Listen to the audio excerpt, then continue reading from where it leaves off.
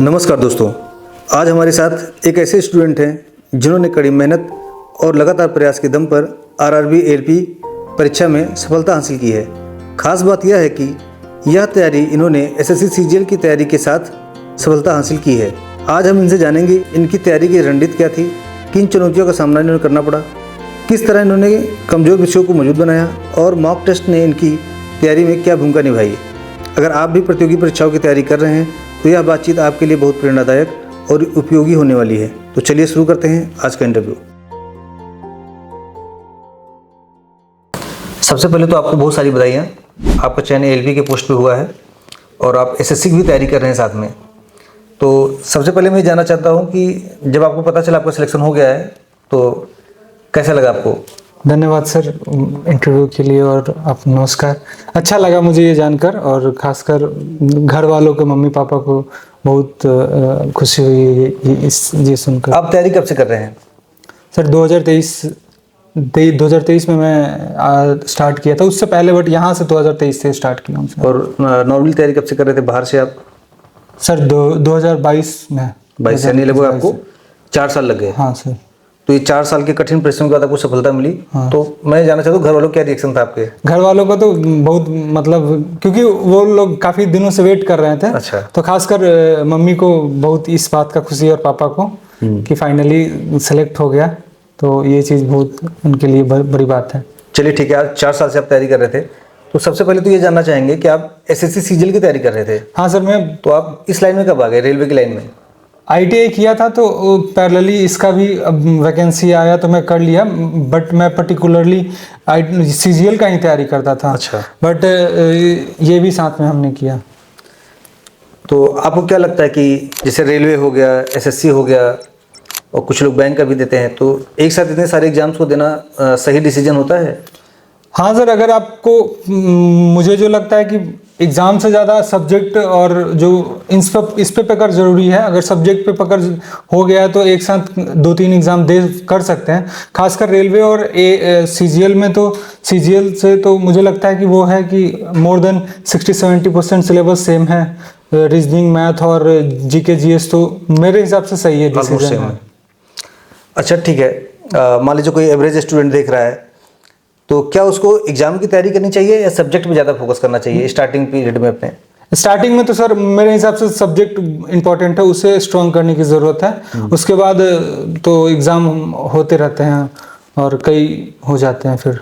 चलिए ठीक है, अभी तो पहले ये जानेंगे क्या चैलेंजेस आपको आए इस एग्ज़ाम की तैयारी में? इसमें तो सर ये एएलपी में तो सबसे बड़ा वो था कि हमें ये मतलब लैंग्वेज का इशू आ रहा था। जो एक सर थे कौटिल्य वाले, एक खान सर हैं, तो वो लोग हिंदी में कर रहे थे, मुझे इंग्लिश में था, तो लैंग्वेज इशू आ रहा था एक तो सबसे पहले, क्योंकि वो मतलब टेक्निकल में मैं किया नहीं था। सीजीएल का कर रहा था तो उसमें बाकी सब तो मैथ, रीजनिंग और जीके जीएस ये सब तो कवर हो जा रहे थे, लेकिन टेक्निकल को कवर करने में मुझे चैलेंजेस आया, जो कि मैं यहाँ खासकर 2-3 महीने जो एग्ज़ाम कैंसिल हो गया था, री एग्ज़ाम में 1.5-2 महीने टाइम मिले तो उसमें मैं कवर कर लिया, तो फाइनली वो क्लियर। आपको ठीक है, टेक्निकल पार्ट में इशू? हाँ सर, ये सर टेक्निकल में हुआ बेसिकली। ठीक है, अभी हम बात करेंगे जो नए बच्चे देख रहे हैं खासकर उनके लिए।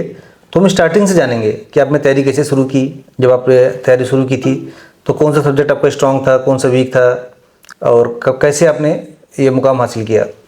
सर स्टार्टिंग से तो मैं सीजीएल का स्टार्ट किया था, जिसमें मेरा सर मैथ और रीजनिंग ठीक था, जीके जीएस ठीक था, बट मेरा वो इंग्लिश कमज़ोर पॉइंट रहा है हर बार से। और मतलब मैं सीजीएल का किया, फिर उसके बाद इसी बीच जब एएलपी और एनटीपीसी इन सब का आया तो एएलपी का किए।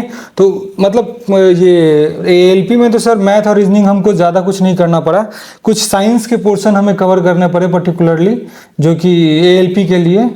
और टेक्निकल वाले में जो खास मेहनत लगा वो एएलपी के लिए टेक्निकल जो था उसको अलग से करना पड़ा। यानी मैथ और रीजनिंग आपकी ऑलरेडी स्ट्रॉन्ग? हाँ हाँ सर। और अभी आप सीजीएल का भी मीन्स दिए हैं? हाँ सर। और अभी आप यूपीएससी भी देने जा रहे हैं? Yes sir.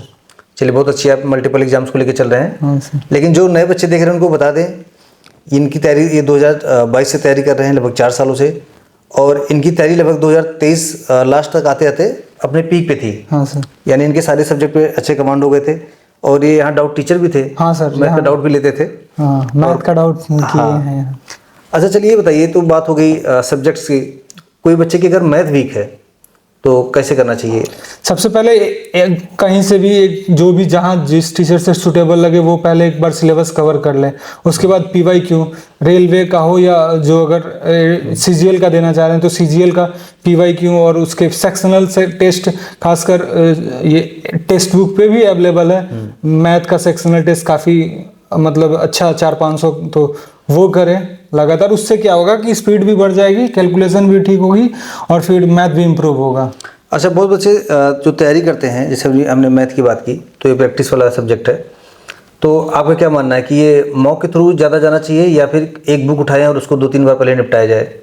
सर ये जो स्टार्टिंग में तो बुक चाहिए, लेकिन स्पीड के लिए मुझे लगता है टेस्ट मॉक, क्योंकि प्रैक्टिस कर लेंगे 2 बार 3 बार PYQ, और मुझे लगता है कि सारे बुक में तो PYQ का ही कलेक्शन होता है, तो वो तो लगभग वही है। बट वही है कि अब स्टार्टिंग में तो ये बुक इम्पॉर्टेंट है, क्योंकि स्टार्टिंग में अगर टेस्ट देंगे नंबर कम आएगा तो कॉन्फिडेंस डाउन हो जाता है। तो 1-2 बार बुक करने के बाद टेस्ट की ओर शिफ्ट कर सकते हैं। उससे क्या होगा कि ये जो एक तो वीक पॉइंट पता चलेगा कि किस पर्टिकुलर टॉपिक में मेरा गलत हो रहा है या छूट रहा है, और दूसरी चीज़ ये हो जाएगा कि स्पीड बन जाएगी सर, उसमें कैलकुलेशन इम्प्रूव होगा। अच्छा,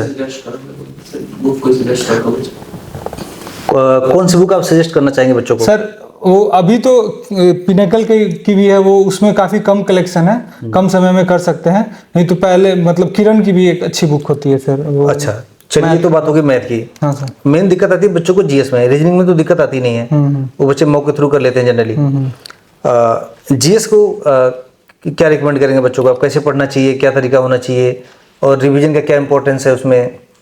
सर GS जो पहले कहीं एक टीचर से कर लें, और करने के बाद जो लगा उसका प्रैक्टिस, और सबसे बड़ी चीज़ यहाँ का जो वाइट बुक है ना सर, उसमें जो करीब बहुत हज़ार से अधिक क्वेश्चन है। मतलब मुझे लगता है कि सिर्फ हिस्ट्री का 500-600 क्वेश्चन है, तो उसका मैं किया था सर, खासकर क्योंकि 4 ऑप्शन ऊपर दिए हैं, नीचे उसका एक्सप्लेनेशन, तो एक्सप्लेनेशन को कर करके, और रिवीजन में वो ये होता है कि एक्सप्लेनेशन को छुपाकर, और मतलब एक वो हो जाता है, तो वो मतलब या कहीं से भी प्रैक्टिस और मल्टीपल टाइम PYQ पे करना होगा सर, तो वो काफ़ी हेल्पफुल होगा। तो यहाँ के लिए खासकर GS का यहाँ का भी बुक सर काफ़ी सुटेबल है PYQ जो प्रैक्टिस के लिए।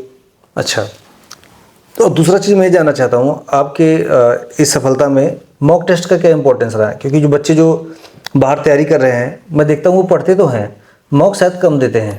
हाँ सर, मॉक का तो बहुत बड़ा इंपॉर्टेंट रोल है, और खासकर यहाँ की मैं मॉक की बात करूँ तो ये तो है कि हम लोग हो सकता है पढ़ें या ना पढ़ें, लेकिन रेगुलर 7 बजे 6:30 बजे 7 बजे जो टाइमिंग होता है डेली देना है मॉक। हाँ, हो सकता है किसी दिन एक आध दिन पढ़ाई मिस हो जाए, कहीं बाहर चले गए तो हो गए, लेकिन डेली मॉक और उसका एनालिसिस वो काफ़ी इंपॉर्टेंट रोल वो प्ले करता है, खासकर क्योंकि जब तक वीक पोर्शन नहीं पता चलेगा, वीक टॉपिक नहीं पता चलेगा, हम उस पर वर्क नहीं करेंगे, इम्प्रूव नहीं होगा। तो फिर ये भंवर जाल में फंसे रहेंगे। हाँ। जब आप स्टार्टिंग में आए थे तो आपकी आदत तो रही नहीं होगी मॉक देने की, यहाँ डेली मॉक होता है। हाँ सर। तो शुरू में इरिटेशन भी हुआ था कैसे? वो कभी कभी होता है सर, बट वो अब अच्छा। है अब जो दवा की वाली बात है, कड़वा है बट वो फायदेमंद है। अच्छा, तो चलिए ये तो बात हो गई मॉक की। अब हम बात करेंगे थोड़ा टाइम मैनेजमेंट के बारे में, क्योंकि जब हम मल्टीपल एग्जाम को टारगेट करते हैं तो टाइम मैनेजमेंट का भी इशू आता है। जैसे हम रेलवे की तरफ जाएंगे तो हमें लगता है कि थोड़ा स्टैटिक साइंस पे ज़्यादा फोकस करना है, उसके चक्कर में हमारी इंग्लिश कहीं छूट रही होती है, या फिर हम रेलवे का मॉक देना शुरू करते हैं तो अपना CGL का मॉक छूट रहा होता है। तो इसको टाइम कैसे मैनेज करें इसमें? सर इस पे मैं फिर से यही कहना चाहूँगा कि एग्जाम से ज़्यादा पहले सब्जेक्ट पे कमांड होनी चाहिए। सब्जेक्ट पे अगर कमांड है, अगर 1-2 महीने गैप है किसी भी एग्जाम में, जैसे अगर 1-2 महीने बाद NTPC का है या जिस किसी का भी है, तो हम पर्टिकुलर 1-2 महीने दे सकते हैं। अगर मान लीजिए अभी NTPC का 1-2 महीने दे दिए, उस बीच में अगर हम इंग्लिश नहीं भी करें तो ऐसा नहीं कि 1-2 महीने में हम 0 पे आ जाएंगे। 0 पे तो नहीं आएंगे, मतलब हो सकता है 2-4 जो पहले आते थे नंबर उससे 2-4 नंबर कम हो, क्योंकि रिवीजन छूट जाए तो। बट ऐसा है कि अगर रिवीजन दोबारा अगर मैं करता हूँ उसका, तो वो कवर हो जाता है। तो मुझे लगता है कि कर सकते हैं, और जो खासकर एग्जाम के बीच में 1-2 महीना टाइम है तो पर्टिकुलर उस एग्जाम को दे सकते हैं।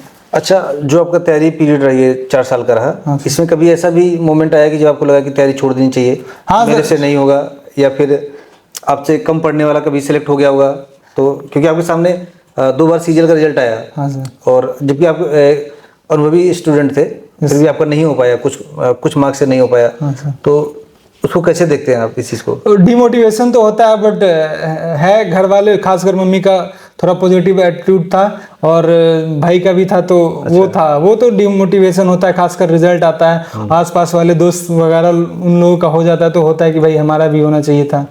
तो ये आपकी पहली नौकरी थी ये? यस सर, ये पहली है। अच्छा, अब तक कितने मेंस दे चुके होंगे आप? मेंस में 2 बार दिया हूँ सर। सीजीएल का? हाँ सर। इसके अलावा और कौन कौन से मेंस दे चुके हैं आप? सर सीपीयू का भी हुआ, सीपीयू में फिजिकल गया था बट आउट हो गया था फिजिकल में। उसके अलावा एनटीपीसी का इस बार भी मैं दिया था। अच्छा। उसके अलावा दिल्ली पुलिस का भी, जीडी का भी, ये सब मैं कर रखा सारे था। एग्जाम दे रहे थे आप? हाँ हाँ सर। चलिए, तो बहुत अच्छी बात है। तो जो बच्चे अभी देख रहे हैं, अभी एनटीपीसी का एग्जाम है कुछ ही दिनों से, शायद 12 तारीख से स्टार्ट है, हाँ सर। उनको लास्ट मोमेंट पे क्या सलाह देना चाहेंगे आप? लास्ट में बस मैं यही कहना चाहूँगा कि जो उनका टेस्ट वेस्ट दिए हैं पहले से, उन पे फोकस करें, उस पे जो वीक पॉइंट है, जो क्वेश्चन छूट रखे हैं, जो सेव किए हैं या कहीं वो लिख रखे हैं, उस पे फोकस करें। और लेटेस्ट अभी जो एनटीपीसी का एग्ज़ाम हो रखा है, उसमें आप देख सकते हैं, उसका थोड़ा क्वेश्चन पैटर्न देख सकते हैं। और मुझे तो लगता है सर कि इतना सारा एनटीपीसी का और रेलवे का एग्जाम हो गया है कि मॉक देखने की जरूरत नहीं है, पीवाईक्यू ही एनफ है। इतना सारा पीवाईक्यू रेलवे में हो गया है, पिछले 1-2 साल में जितना हुआ है एग्जाम बहुत है, तो पीवाईक्यू ही ज़्यादा इम्पोर्टेंट है, और वो है। ठीक है, यानी जिनका अभी कुछ दिन बाद एग्जाम है, तो जो भी मॉक दे चुके हैं उनके एनालिसिस दोबारा से करें अच्छे से। जो क्वेश्चन उन्होंने गलत किए थे या जो क्वेश्चन उनसे छूट गए थे, उनको दोबारा बनाना चाहिए, या अगर उन्होंने कहीं कॉपी में नोट कर रखी हैं तो उनको बनाना चाहिए। और ये सलाह रही दीपक की। तो दीपक से मिलते रहेंगे, उम्मीद करते हैं कि अभी यूपीएससी का एग्जाम होगा, उसमें भी सिलेक्शन इनका होगा, और जो सीजीएल आने वाला 2026 का, उसमें भी सिलेक्शन लेंगे, और हम दीपक से दोबारा फिर मिलेंगे आप। धन्यवाद सर। Thank you.